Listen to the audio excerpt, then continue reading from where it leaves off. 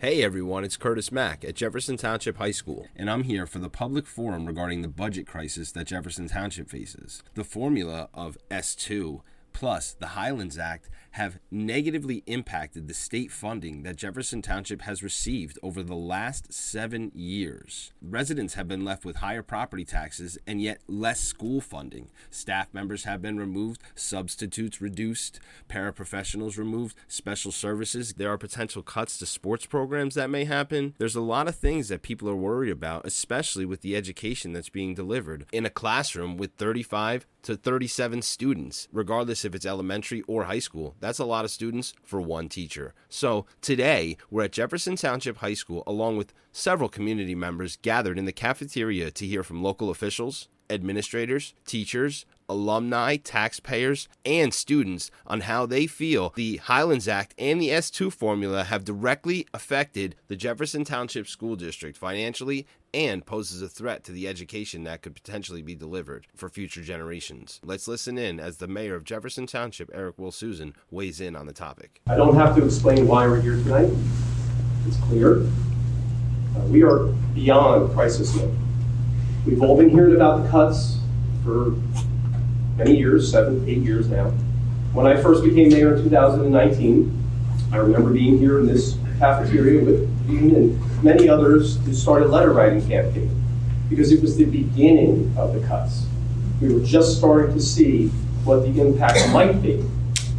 And now here we are, 7 years later, $48 million in loss of school funding with another $4.8 million next year that we're to be short. The mayor complimented the community's efforts, but it takes more. We are beyond crisis mode. It's great to see everybody here. I applaud you all for being here, but we need more. I've been going around to anybody that will listen to me for the last 7 years as mayor, saying how much the Highlands Act as a law has had an impact on us as a community. The New Jersey Highlands Act covers 88% of Jefferson's town. The other 12% are residents mostly aging in place, and the population of the community with children is decreasing, which is affecting the funding provided by New Jersey. The Highlands Act, while I am all for preserving water and beautiful open spaces, this whole area, this was my playground. Jefferson Township and West Milford sit in Morris and Passaic County, 2 of the 7 counties restricted by the Highlands Act. I love being able to hike. We're building trails. Former Mayor Felter's back there helping me build trails in our community to promote ecotourism because that's all we got.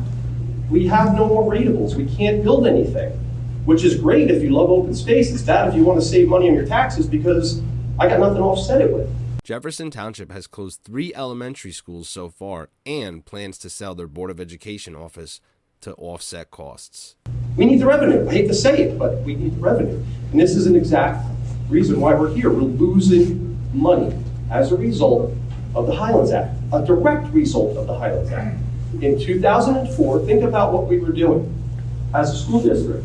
We were building onto our schools. We're adding additions. We built the new gym here at the high school onto most of our schools because we were busting at the seams. The Peaks development was coming in. Water's Edge was just completed. And in 2004, that all stopped. And there was nothing else on the planning board for new development, commercial or residential. So what happened? Slowly, our population decreased. People were not moving out. Seniors were staying in place. We had new families coming in. And it was a perfect storm. I call the Highlands Act death by 1,000 cuts because that's what's happening to us. Us and communities like us, we're 88% in the Highlands Preservation Area. West Milford's 100% in the Highlands Preservation Area. They had some development already on the books, and that's finishing out. They're going to be in the same position we are, but feeling the impacts as we speak. What we're seeing today is not a result of mismanagement. You're hearing about other school districts, and having funding problems, many of which is mismanagement. That is not the situation we are in.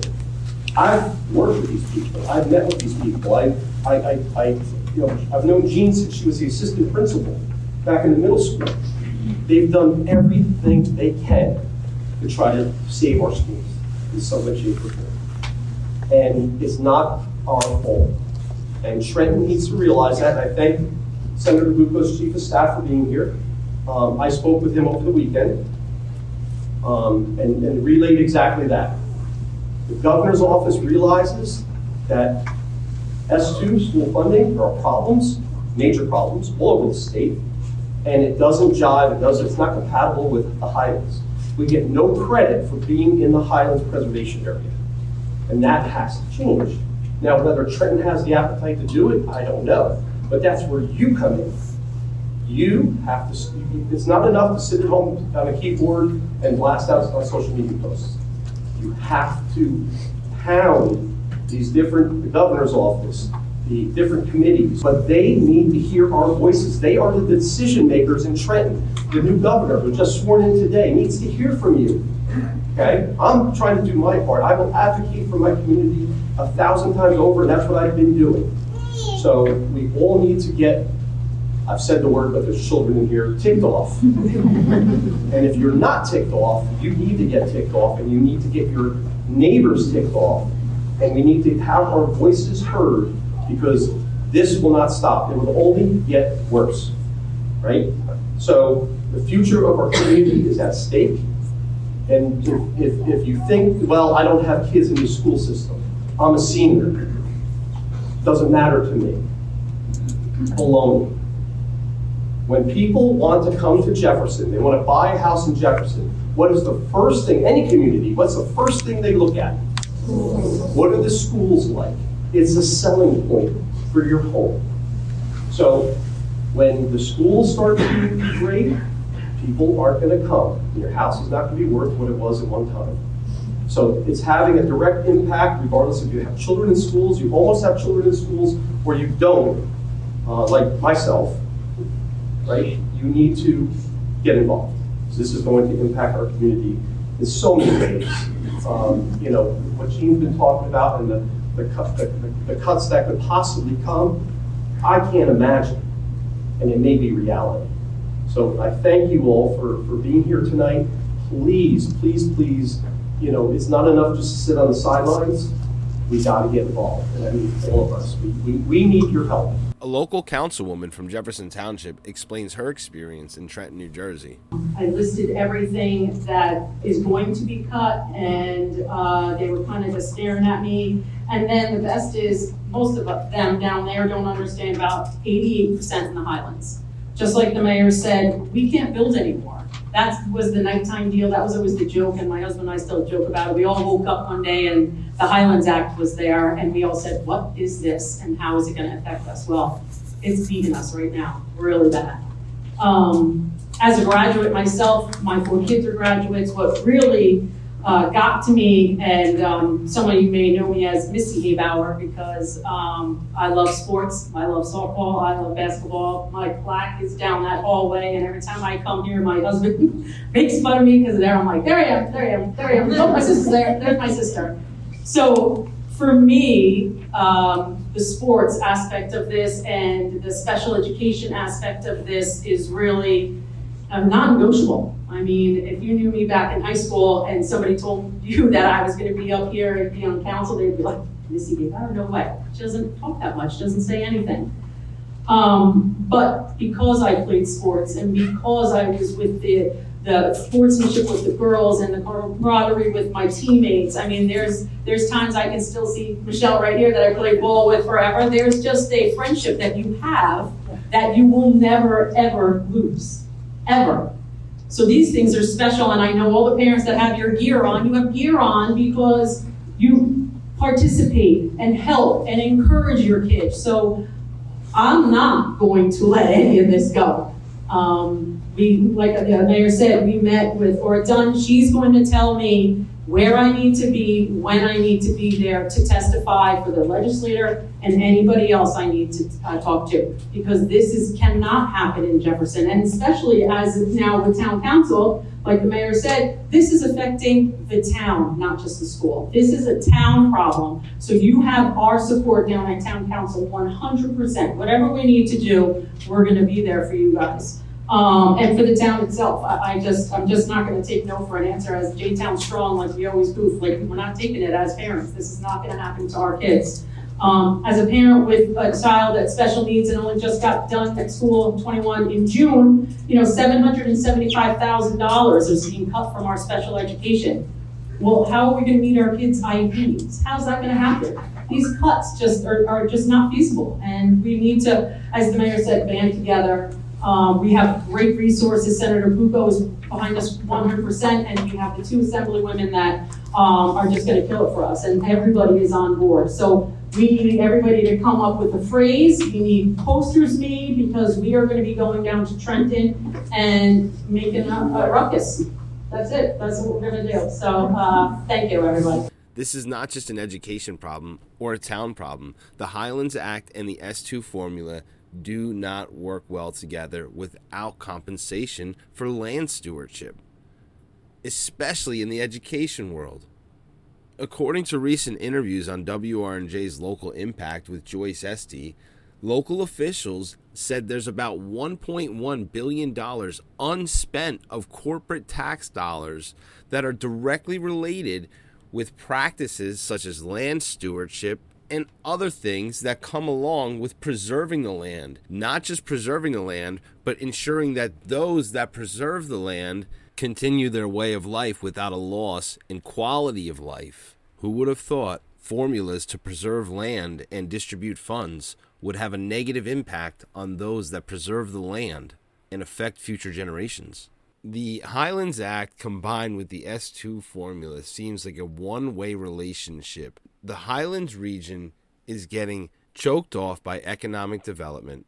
Then no one will move there because no houses are being built, no businesses are stimulating the economy. There's limited train stations, limited hospitals, limited universities, limited resorts or amusement parks. There's limited access to many things. The Highlands Act restricts the Highlands region to preserve water, then sends that water to urban areas. Now no one's moving to the Highlands areas because the economics are so, slowly declining. Then you mix S2 formula with the Highlands Act, which bases funding off population. Then the population decreases, and based on the S2 formula, on top of the Highlands Act, the school loses their funding too, and that money goes to the more populated area, which is the urban area. So the Highlands area, as a land steward, is preserving the land and cannot preserve their way of life or quality of life because of the job they've been tasked with. And some parents are upset about this. It goes beyond education.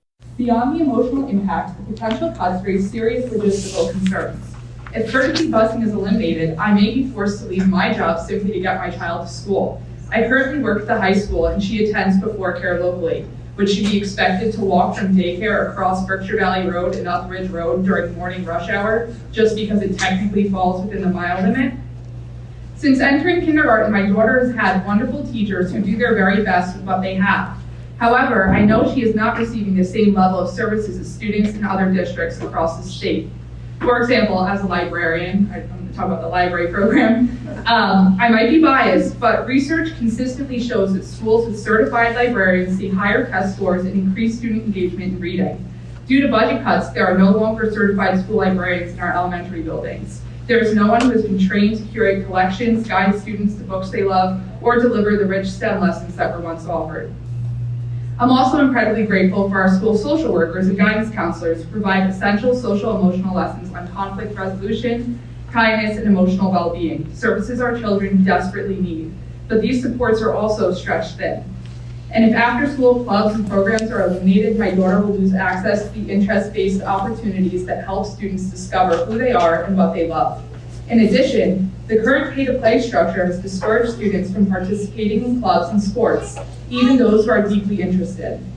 Every child deserves access to extracurricular opportunities that help them grow into well-rounded young adults who can confidently make decisions about their futures. I already find myself worrying about what her middle school or intermediate school and high school experience will look like if this situation isn't fixed.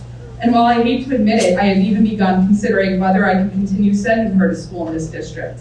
Not because I don't trust the people here. I know how deeply our staff care about our students, and I know how limited their resources have become. In a state as wealthy as New Jersey, I simply cannot understand how our children are not receiving equitable educational opportunities. I urge you to fight for fair funding for our schools, for our children, for our educators, and for the future of our community. To be blunt, the possible budget cuts will destroy our schools.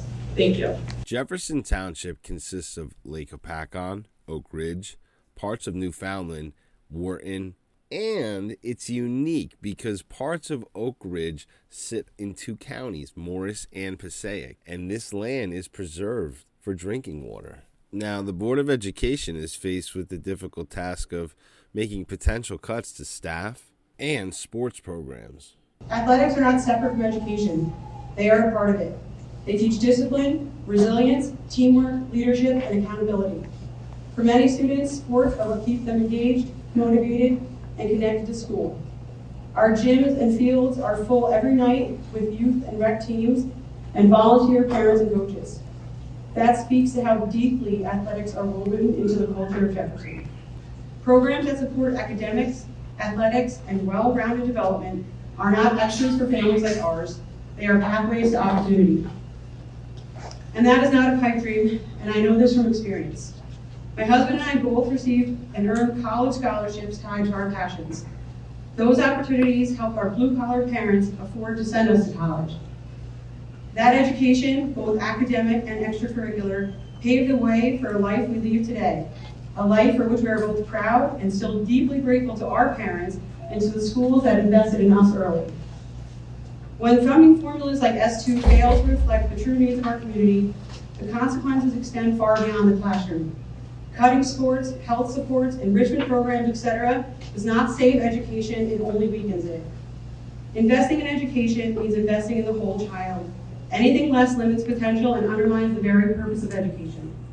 While some taxpayers don't have kids in the area, others do, and others make a living in Jefferson Township, as well as have kids within the school system, and volunteer or give their time for coaching or to lead clubs, leading to good connections and networking. A history teacher at the high school spoke to the public. During my time in this building today, I've been able to build many connections with students in college. And that is really what I want to talk to you about tonight, building connections. It is those connections, those bonds that we build with students, with professionals in this building, and to a larger extent, this community. Those connections matter. I want you all to think about the first time you truly felt connected to something larger than yourself, something that you believed represented you or a shared belief. I would imagine that the first time came in high school, perhaps middle school even. The first time you felt connected to a teacher who you knew truly cared about you. The first time you joined student council, DECA, or the garden club. The first true feeling of connection where you knew the people you were with shared your same values, your morals, and your interests. Sure, there are other places of connection, home, church, scouts maybe. However, there is something special about the walls of your school building, that connection you felt the first time you walked into marching band rehearsal, chose your lacrosse jersey, or attended the robotics club meeting. You felt connected.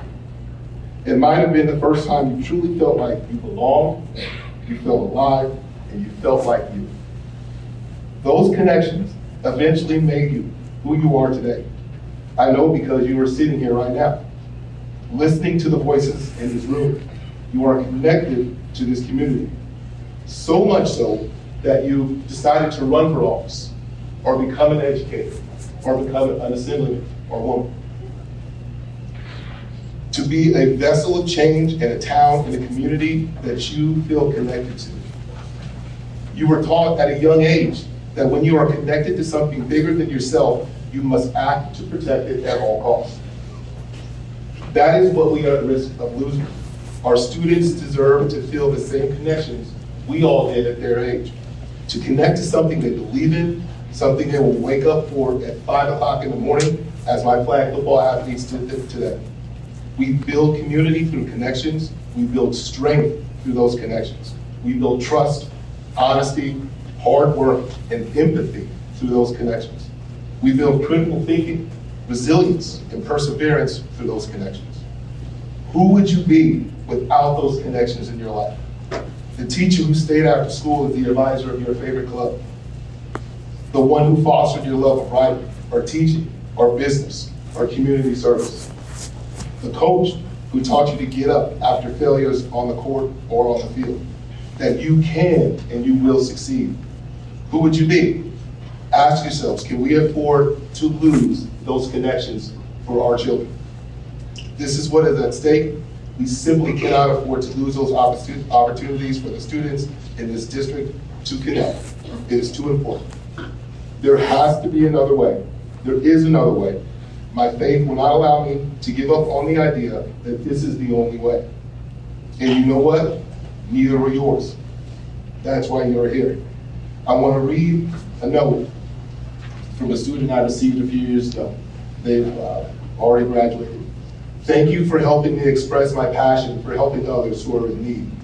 The work we have done in Project Stay Gold has truly taught me a lot about educating others and how to prevent such a life-threatening issue. This is when I was the advisor of a club called Project Stay Gold that brought attention to modern-day slavery and human trafficking. This student felt connected to something she believed in. She will continue to change lives and change the world. That club is no longer available in this building because of these budget cuts. The same opportunity that was afforded to this student is no longer there. We cannot allow this to happen. We have to fight for these connections, that our students can feel that they belong to this community and they can turn around and do the same thing in 30 years that you all are doing right now. Thank you for your time and this opportunity. Some parents believe music is just as important as academics, and we can't forget about the arts. Programs such as sports, music, and the arts are not just extras. They are just as important as academics in developing well-rounded, confident, and successful students. On the topic of education, my children have been part of the Basic Skills program for the past several years. The additional support they received has been incredibly beneficial. Their grades have improved, but more importantly, their confidence has grown. My children do not qualify for an IEP or a 504 plan, yet this extra help has been exactly what they needed to succeed in the subjects where they struggled. Losing the teachers who provide this critical support would be a tremendous loss for students like my children, students who may not meet strict qualification criteria, but still need and deserve additional help. We are now facing the possibility of increased class sizes, reductions in staff, and mental health professionals, and even asking students to walk along dangerous roadways instead of being safely transported by bus. These are not minor inconveniences. They directly impact the safety, well-being, and education of our children. It is time for our legislators to fully understand the real impact the state funding formula has had on our district. We are not asking for state-of-the-art facilities, parking garages, or upgraded cafeterias, things other districts have been able to receive due to increased state funding. We are simply asking for adequate funding to preserve the programs that matter, retain our dedicated teachers, both tenured and non-tenured, and continue providing our students with the education they deserve. Jefferson's tax dollars should stay in Jefferson to support Jefferson students. This is not a time to play politics with our children's future. This is a time to correct the course, fix the funding formula, and give our students the opportunity to be well-rounded, supported, and successful. Several parents shared their stories and how these hard fiscal times are affecting everyone. These aren't just numbers in a budget. They affect real classrooms and real children. Larger class sizes, fewer staff, and reduced services will hit students with special needs the hardest. At the same time, families are already under pressure. Property taxes are rising, insurance, utilities, and groceries all cost more, everything costs more. Now families are being asked to accept school closures and fewer resources on top of that. It's also frustrating to see nearby districts receive more state funding than Jefferson, while Jefferson continues to lose support. This is a community that values education and works hard for its kids. It should not be falling further behind. If these cuts move forward, my family would have to seriously think about whether staying in New Jersey makes sense long term. In just the past 2 years, 3 families we know with kids the same age as ours have already left the state because of the cost and uncertainty. This is where the issue becomes unfair. Morris County is one of the strongest contributors to the state economy. In fact, it ranks third out of 21 counties in economic output and tax revenue. Yet our schools are being cut while state lawmakers recently gave themselves a 67% pay raise. That's nice. Over the last decade, Jefferson's enrollment dropped about 29%, but the state funding dropped about 65%. That is imbalance. It's the result of a funding formula that many agree is flawed. We're not asking for special treatment, we're asking for fairness. We're asking for funding that reflects real needs and real costs so children, specifically those who need extra support, aren't the ones paying the price. Our kids deserve stability, our teachers deserve support, and our community deserves better. Thank you. One topic at hand is courtesy busing. This would require anyone living within a 2.5-mile radius to provide transportation or allow their student to walk to school, which might be dangerous in the Highlands area. It's not urban. There aren't sidewalks everywhere. Most parents rely on public transportation from the schools. Many of us rely on school transportation to get our children to school while we maintain our jobs. And without adequate busing, parents will be forced into an impossible choice: our children's education or our livelihoods. Moreover, these cuts will strip our children of access to fundamental academic programs, extracurriculars, and sports. These are not extras, and they are not nice-to-haves. They are essential to providing a well-rounded education, setting up our students for potential scholarships, and are of critical importance to helping children develop skills, confidence, discipline, and interests that shape who they become academically, socially, and emotionally.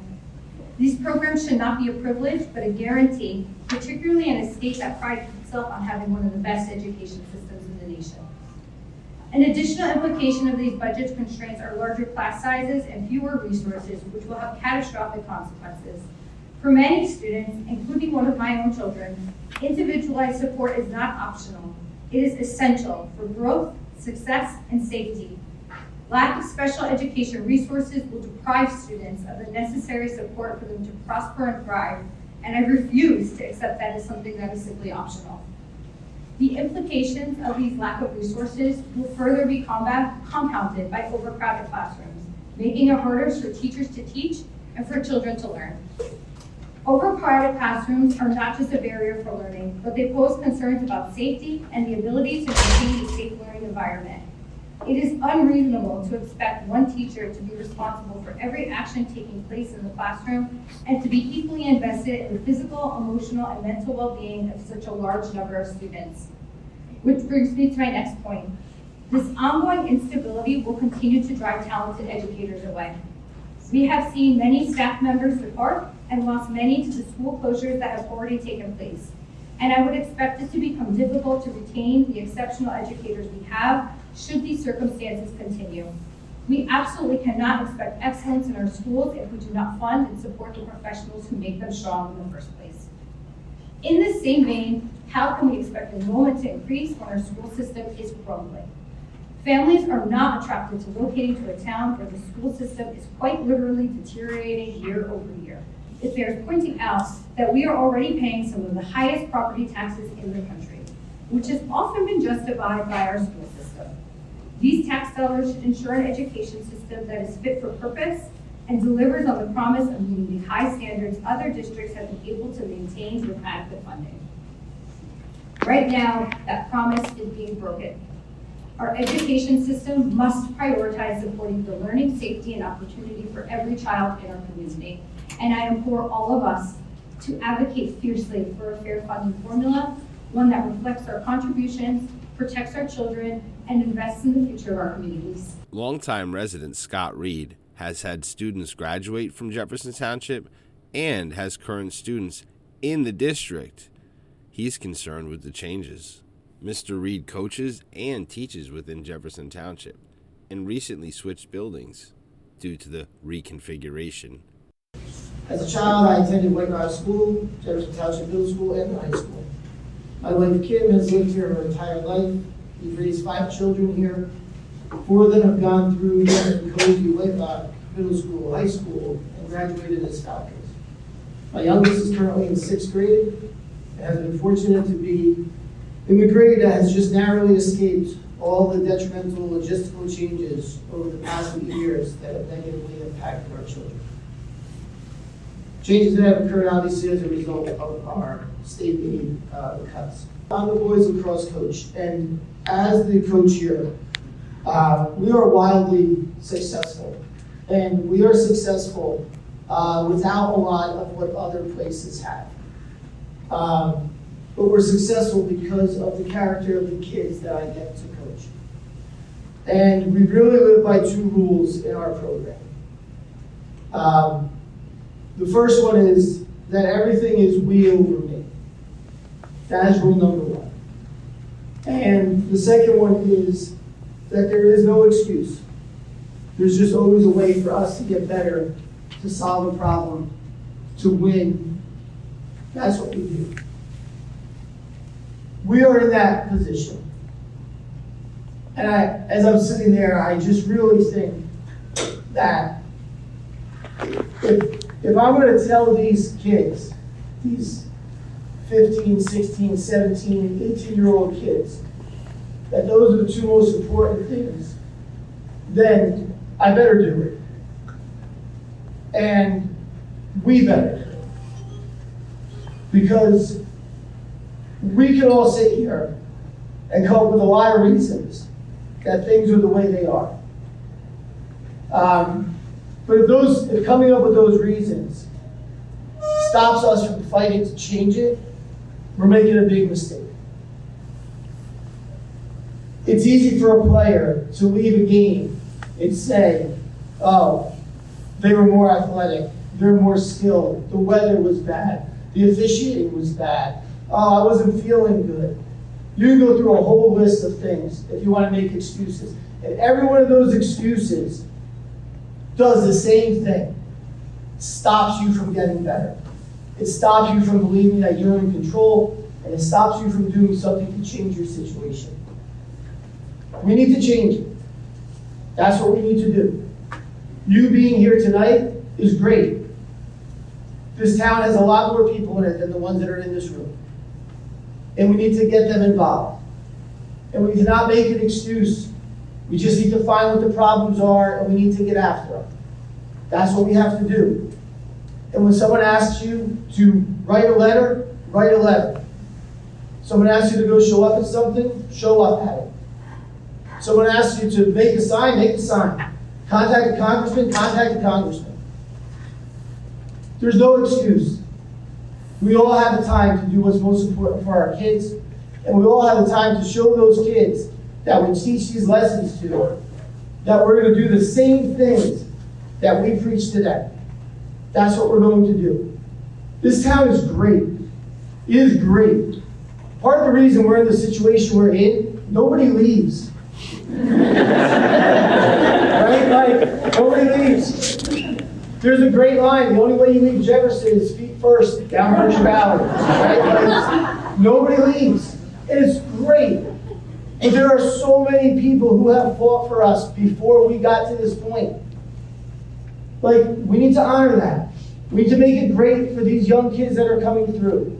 These young families that are coming through. I'm a year away from retirement. Great. But it's not me, right? It's all of us. We all have a different place in this town right now. So just in short, at the end of the day, if it is we over me, and we just constantly act for what is best for this entire community, for these kids, right? And we fight for them. Listen, I'll fight for that girl over there. Oh yeah, I'll fight for that girl.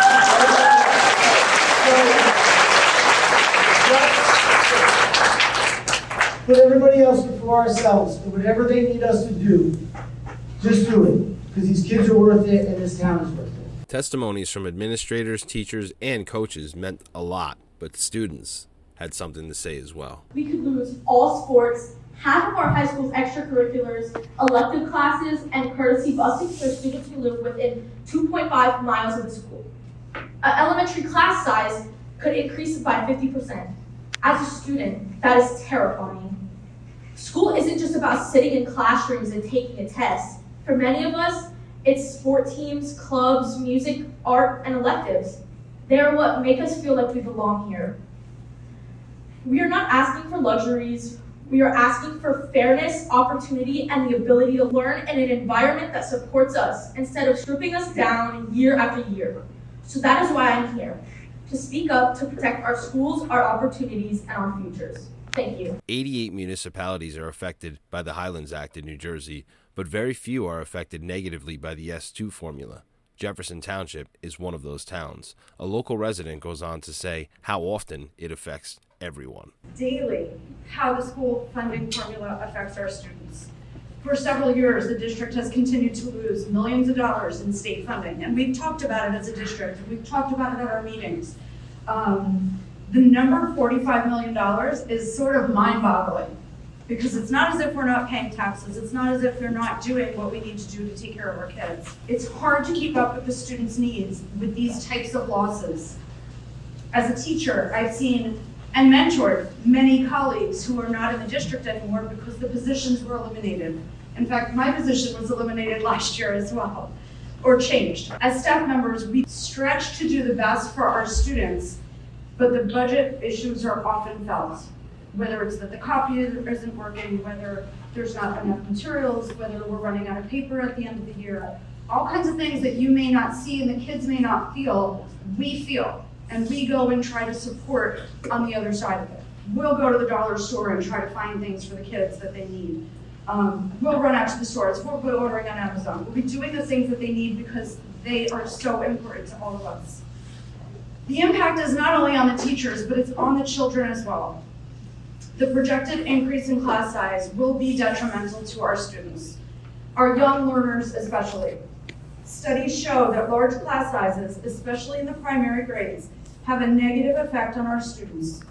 According to Project STAR, which is a student-teacher achievement ratio run by a Harvard professor, which compared students' class sizes, students in smaller classes did significantly better on academic tests, and that difference persisted for years. Think about that. If you have a kindergarten class of 33, and that impact is not only felt for kindergarten, it's felt for 4 or 5 years. It's very hard to catch up when children fall behind. It's like trying to catch a moving train. Our children deserve the attention, not only to their academics, but also to their emotional needs as well. We all want the Jefferson students to thrive in the competitive world as they grow up. I urge the community to continue to fight for these kids.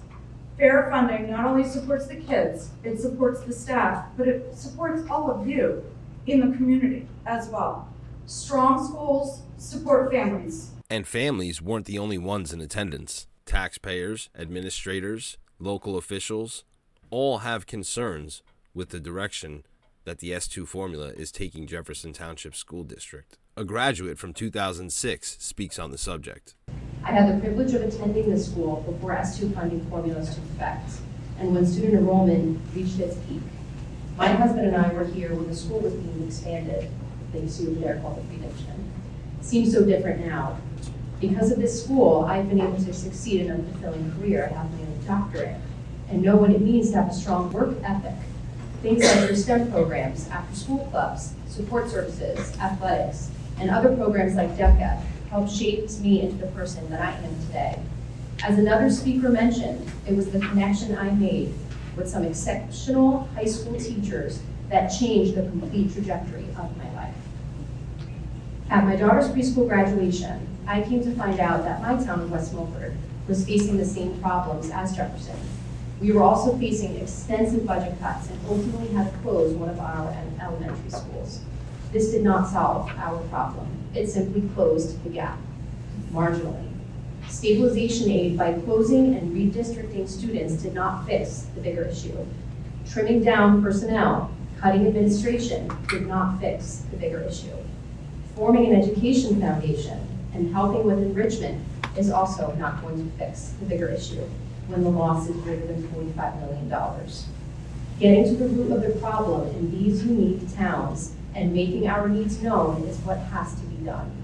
Jefferson and West Milford are within the Highlands Act, which many people have spoken about tonight. It protects our drinking water sources in northern New Jersey. This also regulates land use, development, and environmental conservation within the Highlands Region, which is both Jefferson and West Milford, which is considered 100% in the Highlands. Jefferson and West Milford cannot be compared to other towns, as we are unique and have to be treated as such. As stewards of the land for majority of the drinking water in urban areas of New Jersey, locals feel that these townships should be accommodated or compensated when S2 formula is combined with the Highlands Act. Legislation has to see that these funding formulas continue to have a negative impact on our communities. And without a shift in these parameters, these towns will not survive. What can our community do? Send those letters to your legislators, as I have done myself. Assemblywoman Marissa Sweeney, Assemblywoman Ora Dunn, Senator Anthony Bucco, and Lily Lau, who, if I'm saying that correctly, is our newly appointed Commissioner in Education. Send them your letters. It may just be one person, but if you all band together, your voices will be heard. There are strength in numbers, and this local resident had some numbers to discuss with the public. So my wife and I have 3 children in the district. We came to this district because of the school system as a major part of it. We have an emotional night tonight, and it should be emotional. Our town, our children's future is on the line. When I look out my back door, I actually see Cozy Lake School, so it's a reminder of what these cuts look like. A school that's probably going to remain vacant for some time because of the limitations that are out there. It would have been really easy for me to be upset at the administration and upset at the board. But I'm an engineer by trade, so I looked closely at the numbers, and there are 3 things that stood out to me. First of all, the funding gap on the cost per pupil. In this town, we pay less than the state average for every student. That's a fact.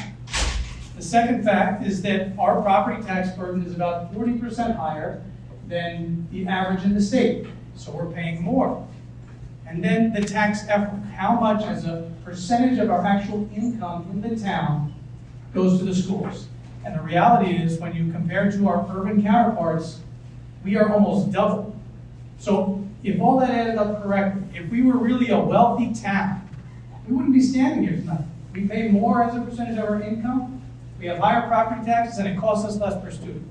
So it doesn't make any sense. The speaker continues to emphasize how S2 does not mesh well with the Highlands Act. Funding formula is not working for us. So I also have to deal with another hard truth. The reality is, although we welcome these changes to the funding formula, it's probably not going to happen very soon, maybe not at all, right? Because you got 600 plus other districts that are going to say, why not me, right? Why can't I have a change? Their funding may go down if that formula changes. I think the reality is, we've heard about it, the Highlands Act is what's driving the reality on the ground. And I think the chance of our success is hinging on our ability to band together as a coalition of the Highlands Act. We need separate, standalone legislation that is addressing the shortfall of the Highlands Act. The speaker argues, being the host site for the drinking water of majority of New Jersey's urban areas has to be valued and considered. Highlands Impact Aid now, right? So this is environmental stewardship that's really on the line. We protect the drinking water for 6 million New Jerseyans. There is a cost to be paid for the stewardship of the environment. And that cost cannot be paid on the backs of the students in Jefferson Township. Locals can only do so much from where they're at. The speaker continues to argue that Trenton might be the next step. So if there's any rallying cry, I'm going to say it's Highlands Impact Aid now. We need to be talking. We'll continue all of the efforts. I appreciate the efforts that have been done. I know, Superintendent Howe, that you've been down to testify, right? They're not hearing one voice. They're going to have to hear all of our voices, and we can multiply those voices if we are with our neighbors. Please help reach out to the neighbors in neighboring towns. We can say right now, towns with more than, say, 50-60% of their town restricted by the Highlands Act should be addressed separately outside of the funding formula, so they can do that now while they work on long-term permanent fixes. After the very harsh reality of numbers and facts, an emotional story was shared. Children in our system are already being affected by a failing system. I'm here for my 5th grade son. He's an awesome kid, but he can be lazy. He's the type of student that will just fly under the radar. With an overcrowded classroom, children like him will fall through the cracks because overwhelmed teachers are not going to be there to push them just as much as they need to pass. He loves sports, that's his outlet. Those are the chopping blocks. Sports aren't the only thing that might get a cut. Jefferson has been losing staff and decreasing since 2019. When you remove a child that strives for something, what is left for his future?